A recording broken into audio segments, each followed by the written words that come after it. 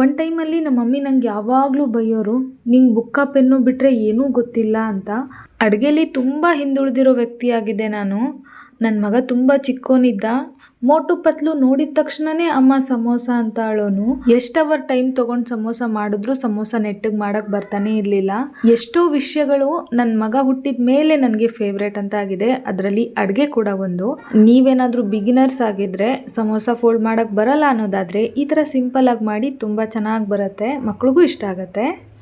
ಮೊದಲಿಗೆ ಮೈದಾ, ಅಜ್ವೈನ್, ಉಪ್ಪು, ಎಣ್ಣೆ ಸೇರಿಸಿ ಹಿಟ್ಟನ್ನು ಕಲಸಿ ಸೈಡಲ್ಲಿ ನೆನೆಯೋದಕ್ಕೆ ಎತ್ತಿಟ್ಕೊಂಬಿಡಿ. ಅದಾದ ನಂತರ ಒಂದು ಪ್ಯಾನ್ ಇಟ್ಕೊಂಡು ಎಣ್ಣೆ, ಜೀರಿಗೆ, ಕ್ರಷ್ ಮಾಡಿರೋ ಧನಿಯಾ, ಕರಿಬೇವು, ಸಣ್ಣ ಕಟ್ ಮಾಡಿರೋ ಹಸಿಮೆಣಸು, ಹಸಿ ಶುಂಠಿ, ಈರುಳ್ಳಿ, ಬಟಾಣಿ ಸೇರಿಸಿ ಫ್ರೈ ಮಾಡಿಕೊಂಡು ಸ್ವಲ್ಪ ಅರಿಶಿನದ ಪುಡಿ, ಧನಿಯಾ ಪುಡಿ, ಜೀರಿಗೆ ಪುಡಿ, ಅಚ್ಕಾರದ ಪುಡಿ, ರುಚಿಗೆ ತಕ್ಕಷ್ಟು ಉಪ್ಪು, ತುಂಬ ಇಂಪಾರ್ಟೆಂಟ್ ಆಗಿ ಡ್ರೈ ಮ್ಯಾಂಗೋ ಪೌಡರ್ನ ಸೇರಿಸಿ ಚೆನ್ನಾಗಿ ಫ್ರೈ ಮಾಡಿಕೊಂಡು ಅದ್ರ ಜೊತೆಗೇ ಸ್ವಲ್ಪ ಕಸೂರಿ ಮೇಥಿ ಹಾಕಿ ಫ್ರೈ ಮಾಡಿ ಬೇಯಿಸಿಟ್ಕೊಂಡಿರೋ ಆಲೂಗಡ್ಡೆ, ಕೊತ್ತಂಬರಿ ಸೊಪ್ಪು ಹಾಕಿ ನೀಟಾಗಿ ಮಿಕ್ಸ್ ಮಾಡಿದ್ರೆ ಸ್ಟಫಿಂಗ್ ರೆಡಿ ಆಗುತ್ತೆ.